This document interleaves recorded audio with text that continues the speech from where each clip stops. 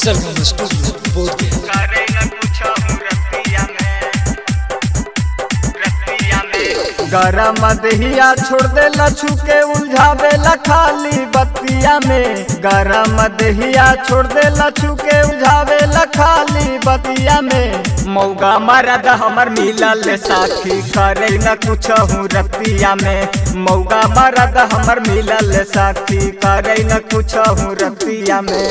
गरम दहिया छोड़ दे लछू के उलझावे ला खाली बतिया में। गरम दहिया छोड़ दे लछू के उलझावे ला खाली बतिया में। मौगा मरद हमर मिलल साथी करे न कुछ रतिया में। मौगा मरद हमर मिलल साथी करे न कुछ रतिया में। करे न कुछ रतिया में मौगा मरद हमर मिलल साथी करे न कुछ रतिया में। खोले ला साया साड़ी देलो जवा टोबेला खाली जवानावा। भीतर से धधक के अगिया जैसे साथी हमर खजानावा। खोले ला साया साड़ी देलो जवा टोबेला खाली जवानावा। भीतर से धधक के अगिया जैसे साथी हमर खजानावा। आबेला जो से रगाड़ी ले हो से खतिया के अब पटिया में। आबेला जो से रगाड़ी ले हमहू खतिया के अब पटिया में।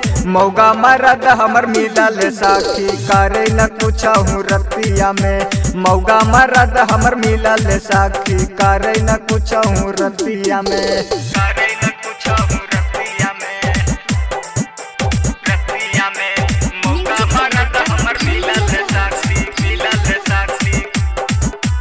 करे न कुछ रतिया में। एहसे निमन हमर कृष्ण देव तरुण यार हो। साजन सवरिया जैसन मिलल भातार हो। एहसे निमन हमर कृष्ण देव तरुण यार हो।